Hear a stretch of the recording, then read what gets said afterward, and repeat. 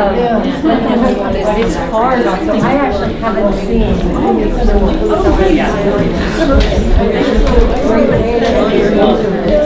So hello everyone, and what a great audience. This is a real treat. Thank you all for being here to share this beautiful evening together to support the arts, our community of artists, and especially printmaker and painter Willa Cox. Willa's artistic inspiration comes from, among other areas, the qualities of water, earth, atmosphere, light, and vegetation, which she remembers from her childhood in Hawaii, or that she experiences in New York, where she resides with her painter-photographer husband. About 5 years ago, Willa began to create one-of-a-kind books, sequencing related images and offering them in the accordion book format you see today in her Abstract Narratives exhibit. And presenting imagery in this fashion allows Willa to expand the narrative within each sequence. And even though time is usually arrested forever in a painting, we can read across the multiple panels as if we were actually able to inhabit the painted spaces. Each artist brings to MGFA their unique and eloquent statement. And one of the many rewards which we enjoy as gallery owners is an expanded opportunity to explore the artwork. But we can only guess at the intricate processes and techniques and marvel at the outcomes. So to help dispel any lingering mysteries and enlighten us all, we turn to the artist herself, and it is our great pleasure to introduce our friend and featured artist, Willa Cox. Thank you, everyone. I so appreciate that you're all here tonight. One day, a long, long time ago, I was an undergraduate at the University of Hawaii studying painting and the phone rang. My grandmother had suddenly been taken to the hospital. Now, I was raised with a strong sense of filial responsibility. And I was her only family member on the island. So right away, I knew it was my responsibility to visit her every day. But it was a long trip to the hospital and would have meant no time for painting. And that's the first time I faced that painful question of where would I give my energy, to painting or the rest of life? I see people nodding. I think most of us have experienced that. And it so often feels like an either or. But in my experience, I've found that with thought and creativity, being there for my family has sometimes led to unexpected discoveries in my painting. And vice versa, that decisions I made to further my life as a painter wound up having unexpected personal benefits. I'm going to give you some examples. So in that instance, I came up with a compromise. I'd send her a handmade card every day, visit once a week.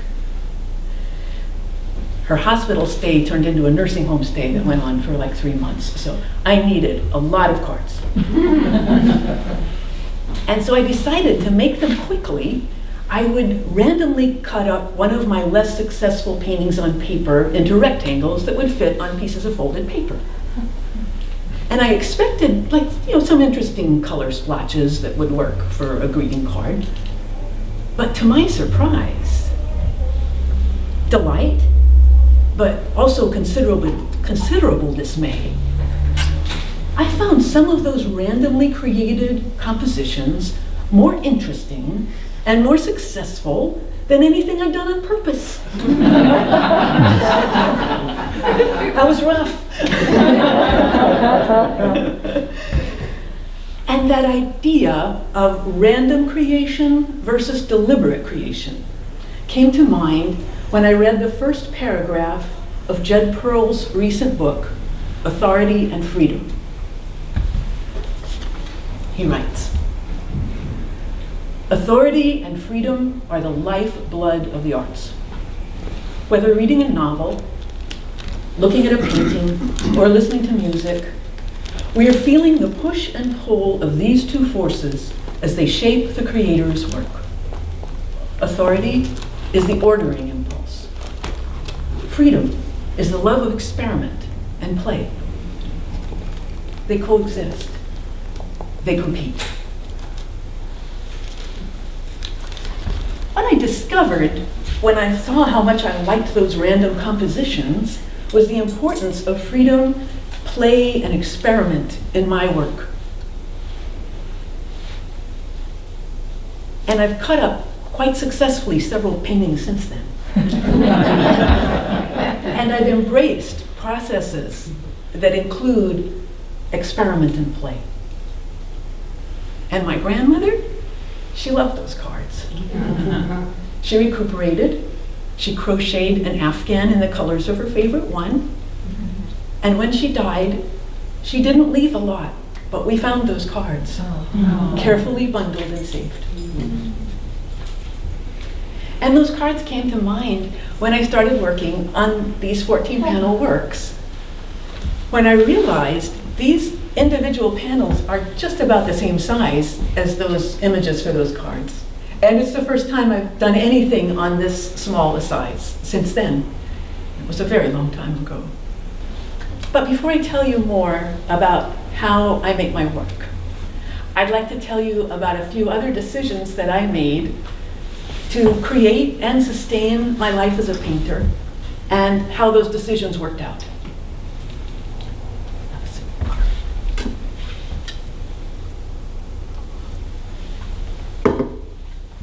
I grew up in Hawaii, a place that I loved and still love dearly. As a child, I spent a lot of time at the beach. Beach combing, shell collecting was a passion, exploring tidal pools, swimming, snorkeling, and walking across the reefs at low tide at night with a flashlight and nets to collect fish for our tropical aquarium. As I got older, I liked to climb on a rocky coastline high above the ocean with a friend. We'd go to the highest spot and look down and watch the waves crash against the rocks below us into caves and then spew their foam out into the sea.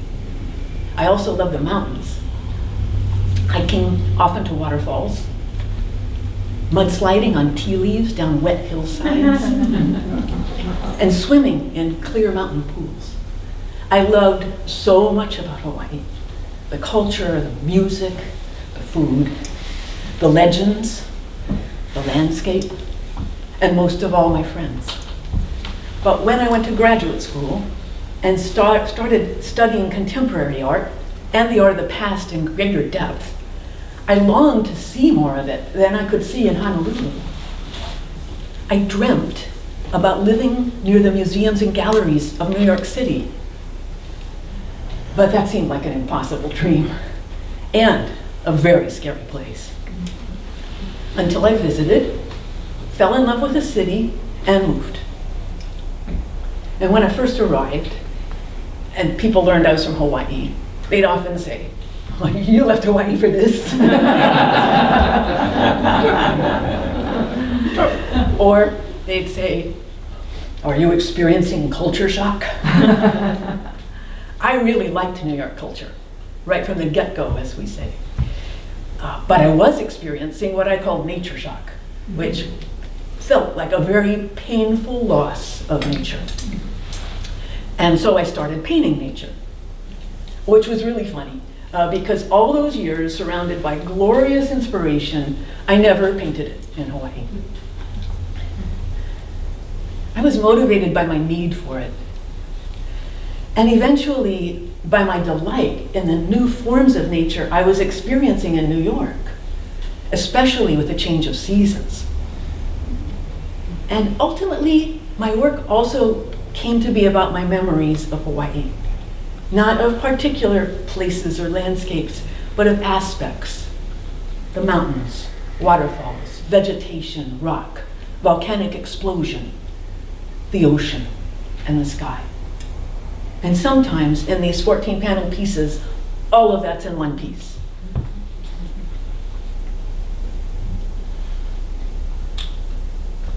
So by moving to New York, I not only spent a lot of time in the museums and galleries, but I found my subject matter, because I'm still painting that subject matter.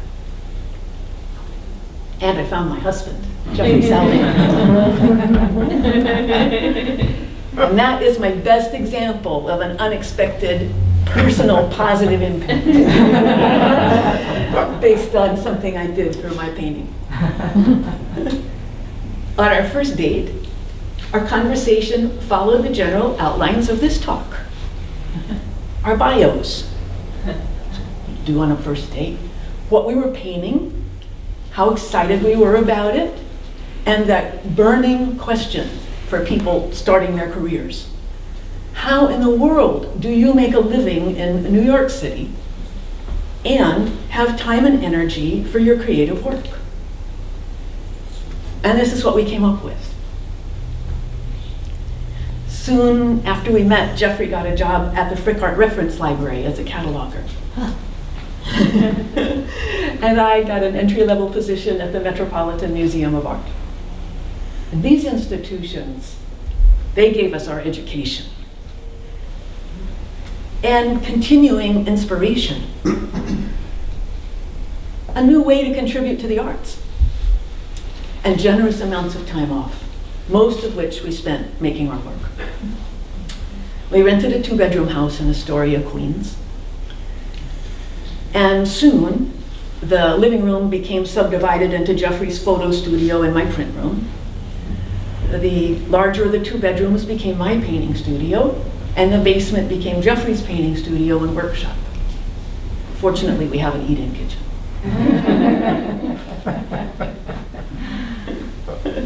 We carefully looked at all the routines and rituals of life, the things you take for granted, the things couples do, the things families do, to decide whether they really supported us in making our work.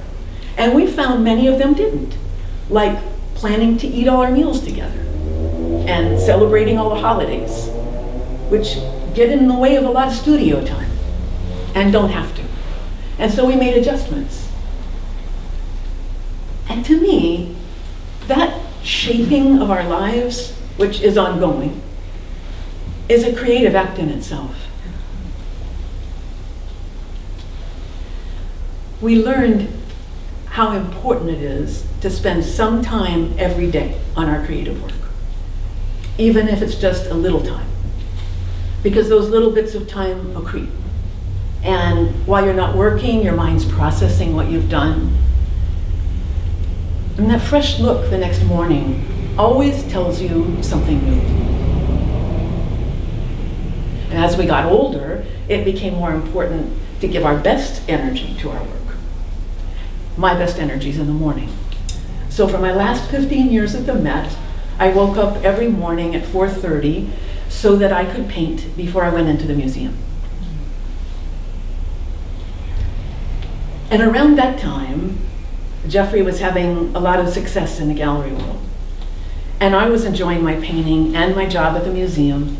And we decided we wanted to have more studio time, both of us. So we decided Jeffrey should leave his position at the Frick to paint full-time. Being cautious people, we carefully made sure we could live on my salary before we did that. But we found we could, and it involved, of course, serious frugality, but it was not hard in the service of something so important to us. And when we did, Jeffrey took over almost all of our home and life maintenance.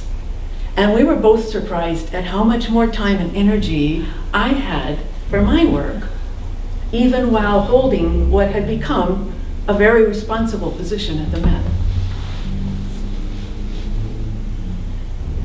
The most significant recent addition to how I've created my life as a painter is that for the past 2.5 years, I have been Zooming with a wonderful group of artists from ZMA's printmaking.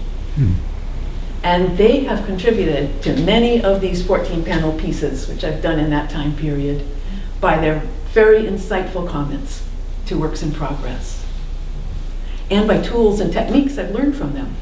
For instance, gel monotype. So now I'd like to tell you more about how I make my work, the nuts and bolts. This is the earliest piece in this exhibition. I did it about 20 years ago. It's part of a large body of work that I call nature-based abstraction. And to make this piece and others like it, I start with a heavyweight piece of paper on which I glue collage elements. In this piece, I made the collage elements using marbling, which is in this area, and this here, and here, and monotype. And there's a lot of small bits of monotype, which you're not going to be able to see from where you are, but they're here, and up here, probably other places. In other pieces in the same body of work, I have used a lot of other processes. There's wax resist in the piece behind, right where the videographer is standing at the top of that piece. Thank you, Philip. And there's embossment and cut paper and torn paper in many of the pieces, and especially you'll see it in that blue one there, and in the two large pieces at the end of actually the beginning of the exhibition gallery. I'm open to just about any process on paper. And I also like to use a wide variety of kinds of papers of different absorbance and weight and texture and color.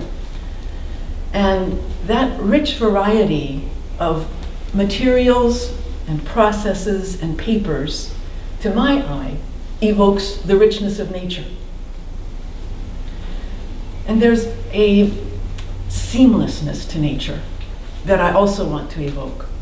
And so I sand down the edges of all the collage elements and smooth them over with modeling paste so that the piece is seamless across.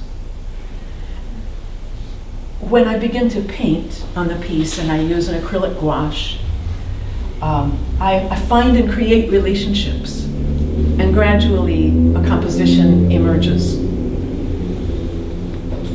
In this piece, I also used a lot of charcoal and drawing to integrate the various parts. When I started working this way, I limited my palette to black and white. It was like all I could deal with to manage all these different processes and integrate them, and I wanted just to focus on that. But once I became comfortable with my new technique, I introduced a mixed gray made of red oxide, yellow ochre, and ultramarine blue. And at first I really worked with it just as a gray, but then I let those colors become more assertive and then very assertive. And they're still very important in my palette. But I gradually expanded the palette to the full range that you see here. But for instance, this one is just a little bit of other yellows in addition to those tones. And that one too is basically the red oxide and yellow ochre.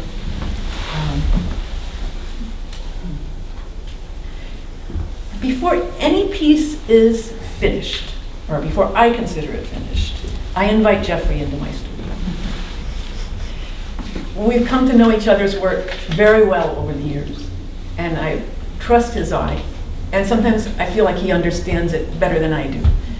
There's a distance, that I can't have, and he's given me some really marvelous suggestions. I don't take all the suggestions I get from ZMAs or Jeffrey, but when they agree, I give them.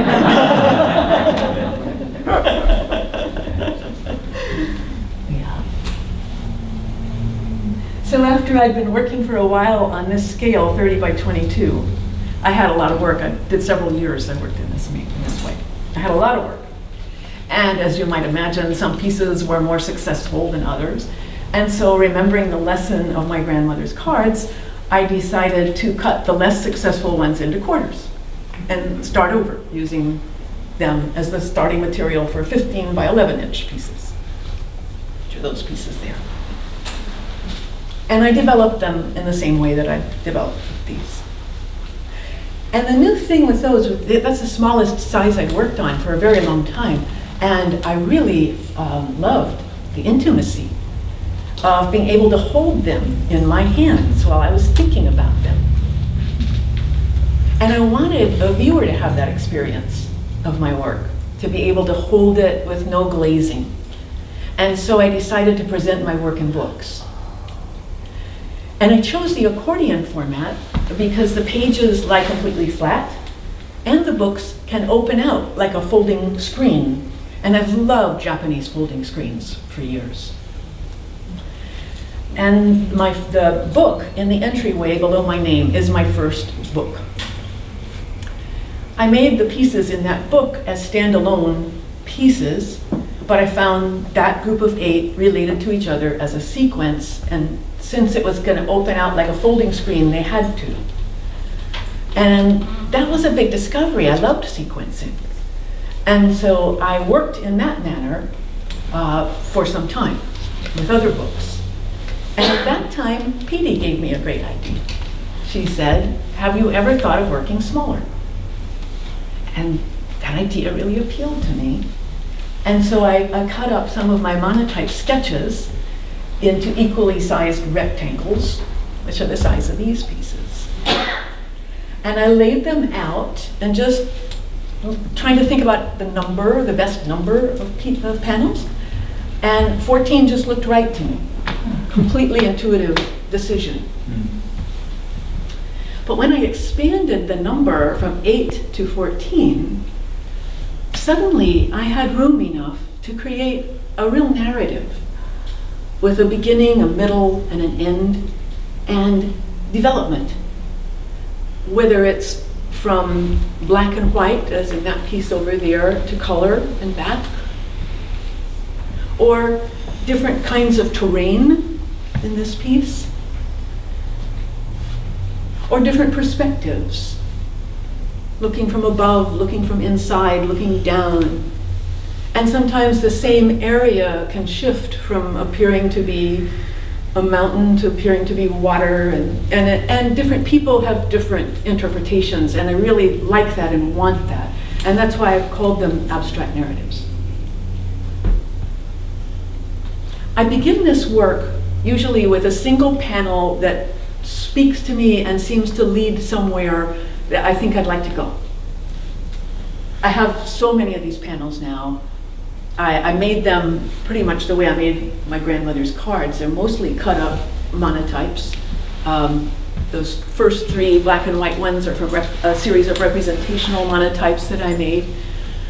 Or marbling, there's a fair amount of marbling. For instance, that's a classic piece of marbled paper. Watercolors. So I choose a single panel. I don't know where it's going to lead me, but then I just start moving panels in and out until I achieve some kind of narrative.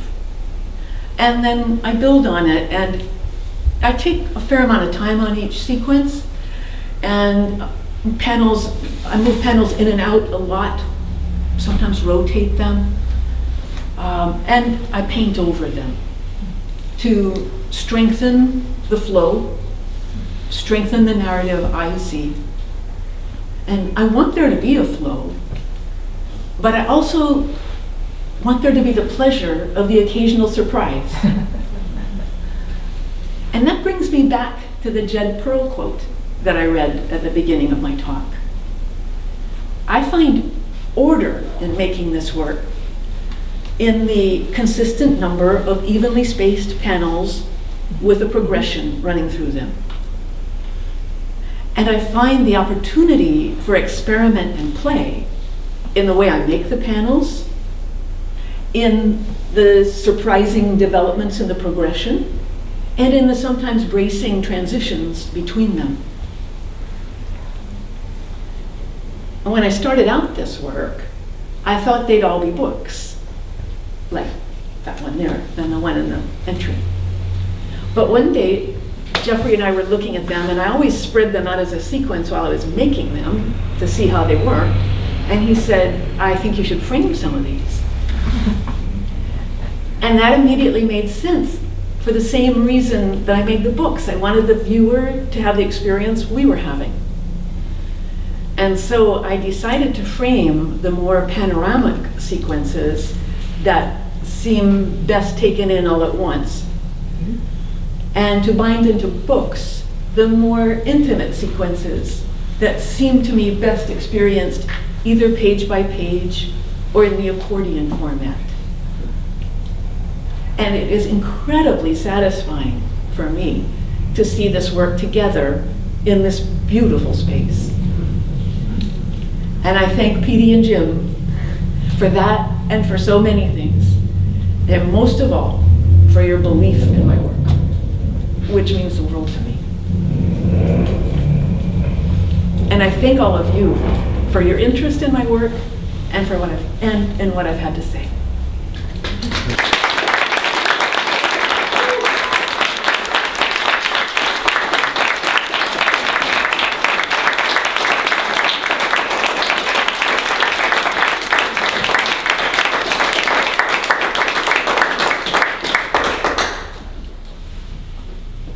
Questions? Comments? Is there one method that you normally start with? Because I know you have so many different things happening. No.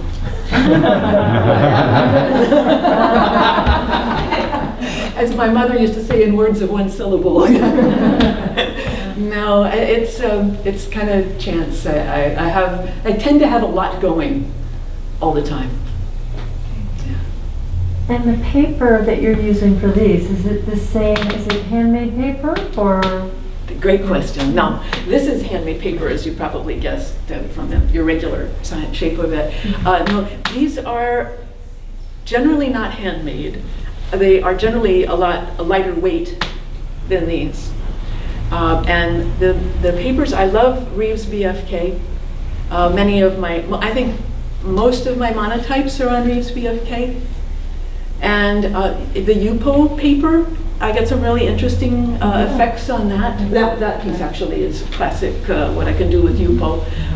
But some of the panels are UPO, that one is. If those of you who don't know UPO, it's actually made of plastic. It's archival, but it stays perfectly planar, and you can just lift the paint right off. Very easily. You can put it down and take it off. And I think in terms of processes, my favorite, and this goes back to your question, it's not what I start with, but my favorite processes are definitely monotype and marbling. Because they both involve so much chance and experiment and play. And for those of you who maybe don't know, to make a monotype, you apply ink or paint on a flat surface, put a piece of paper down once you have a configuration you like, apply pressure, and take the paper off. It's really very simple. It's sometimes been called the painterly print. And you can control the resulting image to a great degree when you want to. It's always in reverse from the paper to what it was on the plate. But no matter how much you can control it, there's a lot of surprise. And that's part of the joy of monotype, and sometimes part of the heartbreak too. And to make marbled papers, this is probably the most fun process around. You float the ink or paint on the surface of a tray of water which has been thickened with paste. And you cause the ink or paint to move by blowing on it, gently dabbing it, tipping the tray. And picture this, it's always in motion. It's always in motion. And you see a configuration you like, and you quickly, gently place the paper down on the surface of the water. And the ink or paint is just sucked right up, it's just immediately absorbed into the paper. And you've caught it. It's like magic. It's like catching the raindrops as they fall down the window. It's so much fun. And it happens very quickly. So those are my two favorite processes, and that's closer to an answer to your question. Yeah. Yes? In this culture, we are taught to read from left to right. Good question. And my eye naturally and easily follows your progressions from left to right. Yeah. And I appreciate, kind of enjoy the narrative experience when I do that. Yeah. But I am curious if people from other cultures whose eye might be different, or how they've experienced the world. Yeah. Particularly visually and the kind of art side of things, how they might manage your work. That's really a fabulous question, and I absolutely love Asian art. And when I go to the galleries, I do consciously walk right to left, although I'm so inclined, like you, to read left to right. Right. I find most of their gorgeous works work well in either direction. And I hope they would find the same thing of mine, really. But yes, I do. When I'm working on them, I'm thinking left to right. It's just, Yeah, It's so just- when you come to near a finish a piece, you haven't really thought, you've really only thought it from a left to right progression. pretty much, I mean, I'll do a little back and forth, Yeah. you know, and I'm eyeing it so closely, you know, I'm looking at details and I'm always kind of looking back both directions because I'm looking at continuity. So it's not strict, but predominant. Yeah. Thank you for bringing that up. Jim?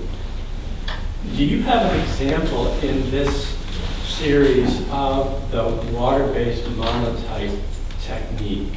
Do you mean, when you say water-based, do you? Well, I'm sorry, that's, yeah, the water, the paint, the ink floating on. Oh, that's really marbling. Oh, that is marbling. Yeah.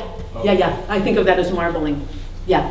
Yes, and I do. There's a lot of marbling. You pointed a couple of them out, so. now I- This is marbling here, Mhm. and these are all marbled papers. I painted over, this I think is pure marbling. I painted over these a little bit to enhance the flow. And by the way, I paint with acrylic gouache, a matte acrylic. Right. Yeah. Yeah, there's quite a bit of marbling throughout. Thank you. Do you, for your sequences and series, are they all previous like cut up paintings, or do you ever make like one little panel just like because you want something new that will fit in? That's a really good question. You know, I don't think I've actually painted a panel from scratch.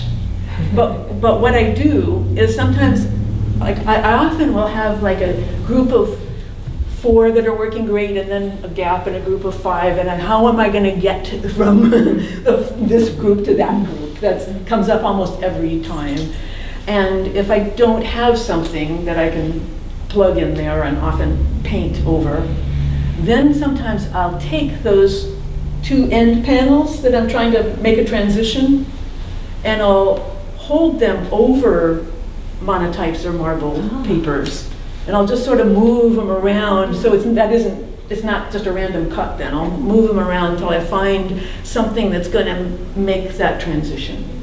And the really fun thing is, it's kind of like that initial discovery that what I do on purpose isn't always as good as what I do by accident. That if I was trying to paint it on purpose, it probably would be more obvious. But when I do it that way, I get new suggestions for how the relationship might evolve that I find really exciting. Yeah, thanks for bringing that up. Is that true for the larger panels as well as the smaller?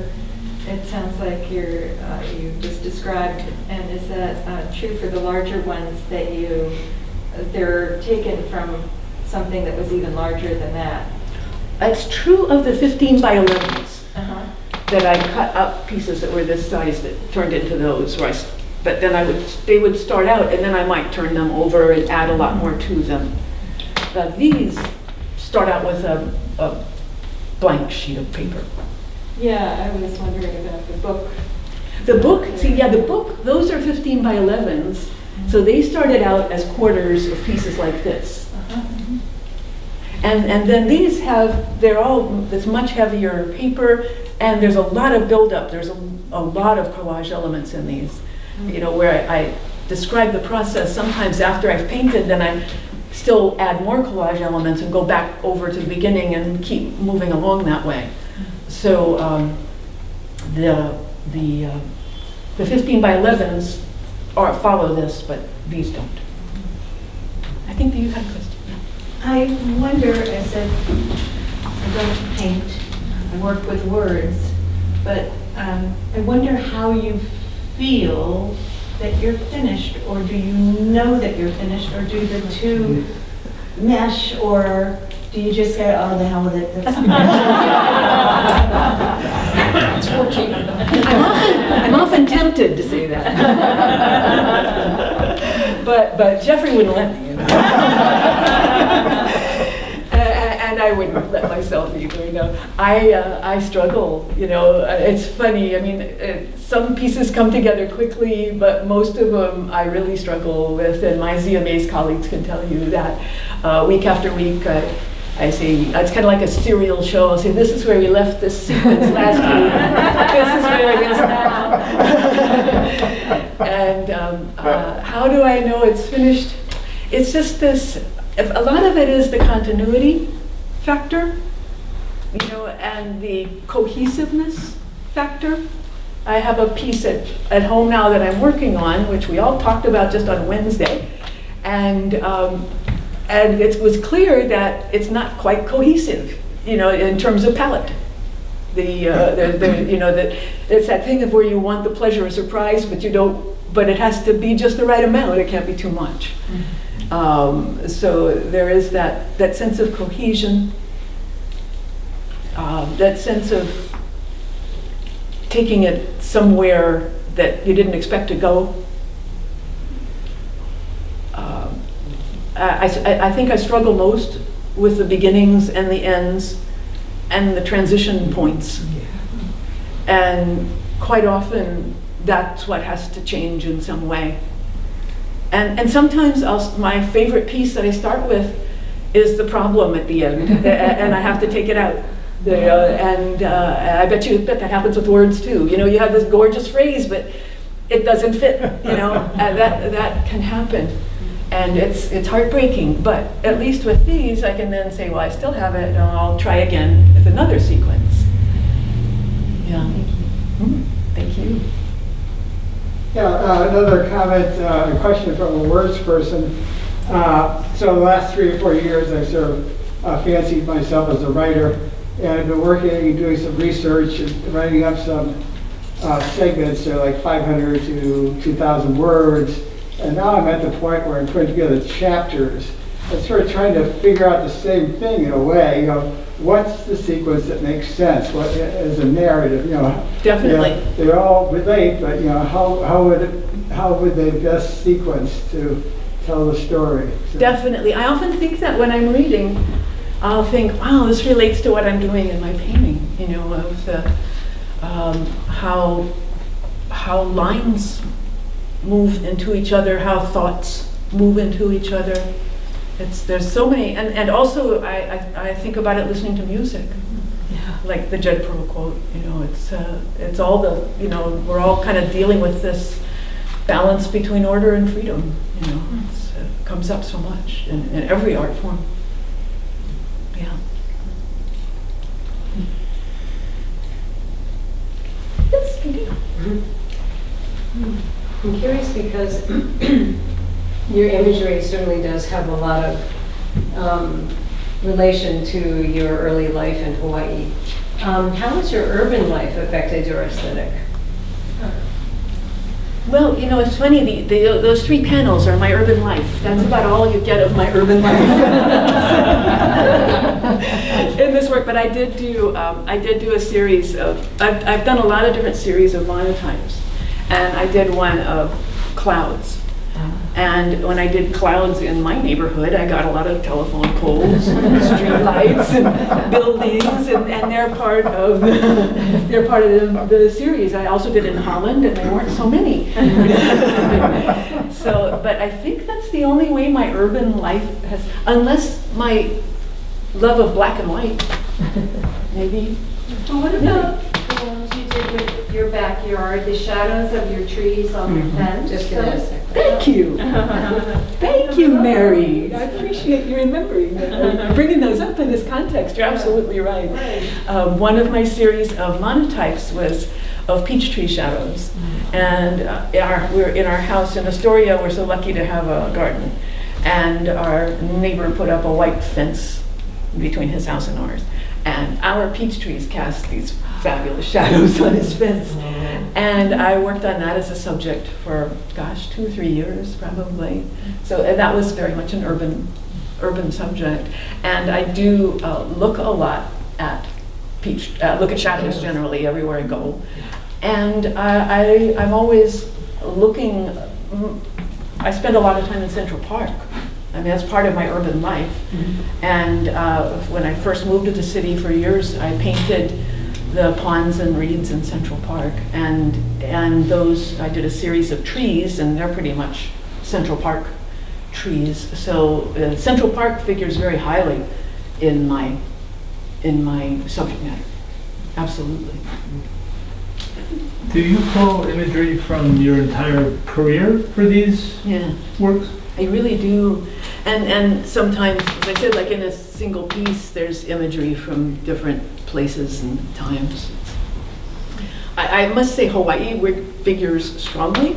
You know, whenever I'm working on mountains, like to me this is very mountainous, and there's a fair amount of water in my work, and this very black lava rock comes up a lot, and kinds of vegetation. And friends in Hawaii see, I mean, even one sent to me the particular trees that she sees in my work, and flowers, and it's really, really thrilling. The tree in that piece right on the left of the door, at the far left, that's absolutely from Hawaii, and a hike that I took that just really spoke to me. How often do you get back to Hawaii? Not as often as I'd like. It is a very long trip. So we've had a few really fabulous trips, and I haven't been back in a while, partly because of the pandemic. I'm due.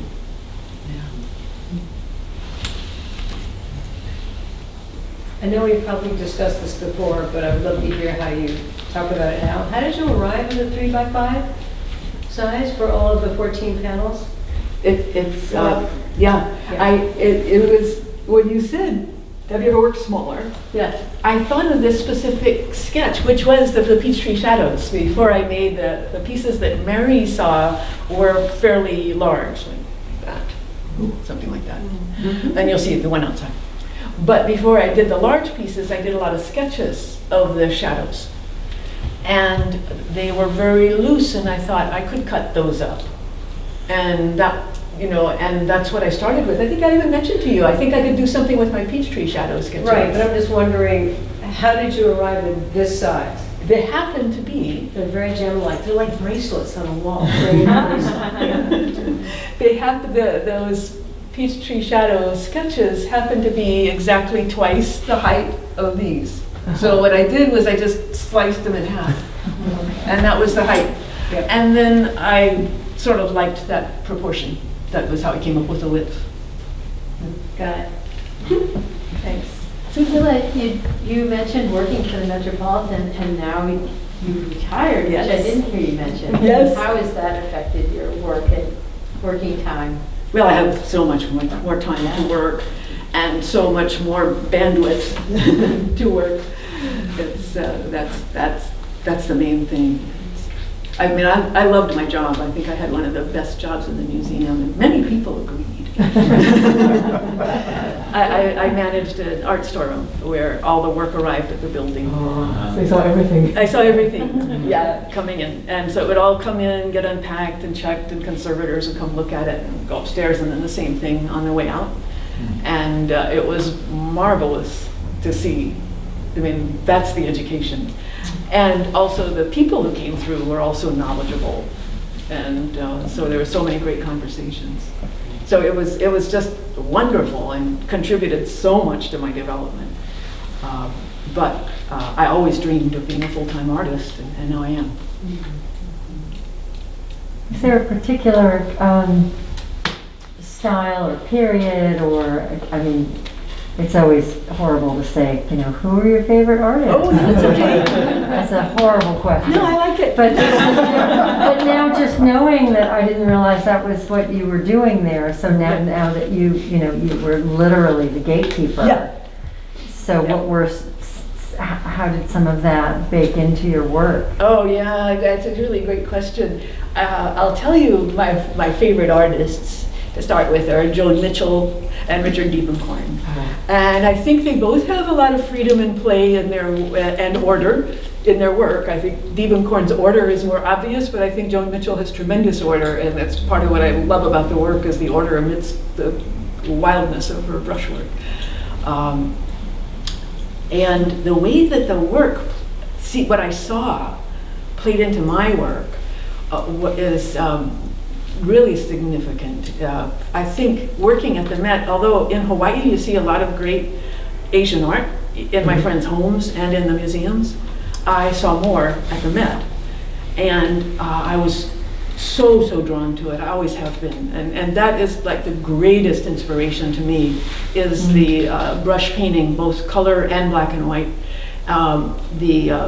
The rich variety of marks, the variety of perspectives, the movement of different perspectives in a single piece. I so relate to all of that and try to do it myself. And so that, I think, is the most powerful impact. But I also came to just absolutely love the Persian manuscript painting. And I really... Like illuminated manuscripts? Yes. Particularly the Safavid period.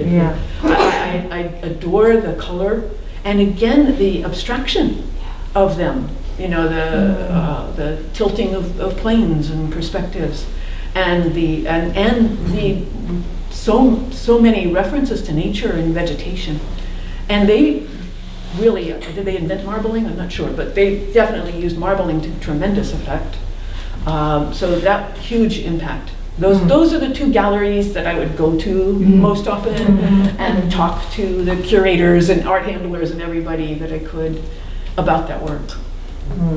Yeah, but contemporary pieces really impacted me too. When I started working on this body of work was soon after the de Kooning show at the Met, which was several years ago. And it was the first time I saw those black and white paintings with all the different kinds of processes and marks and all that. And that's what got me going to do something of that. And that's what got me going to think of collaging, different kinds of processes into one piece. Huge impact, and possibly impacted on my decision to work in black and white at first. And there was a Howard Hodgkin print that really got to me too. He had embossment and color and shape, and it didn't all relate to each other. And it just really thrilled me. I just happened to see it in a drawer in the storeroom, and that's when I added embossment to my amazing bunch of techniques. Yeah, and you'll see embossment, as I said, in that one. You'll see it in that blue one in the bottom of that, and in both of those down there, the two large pieces. Oh, thanks for asking. Thank you. I feel like I'm being a road hog. No. It's just so neat to hear about your excitement working with ZMAs, which has so many wonderful people involved. ZMA's printmaking in East Hampton, Massachusetts. Have you been experimenting with different techniques and taking workshops in, or pretty much it's a community of people that are... I have to say ZMAs offers some fabulous workshops. Yeah. And many of my colleagues in the Zoom group have taken so many of them and reported on them, and I've learned vicariously from them. But I haven't, and I don't think I have taken the workshops. I'm quite keyed into what I'm doing. I think if I ever feel like I want to move on, which I'm not sure I will, I may very well take some of those workshops. But at the moment, I'm very keyed into this. I discovered gel monotype from ZMAs, from our discussions. And they didn't happen to have a gel monotype workshop, so I took one from the Bob Blackburn group. Yeah.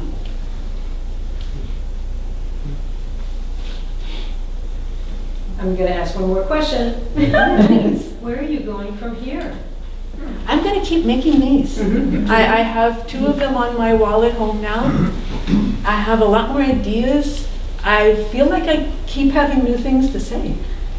And as long as that happens, I'll keep working this way for as long as it is. Yeah. Yay.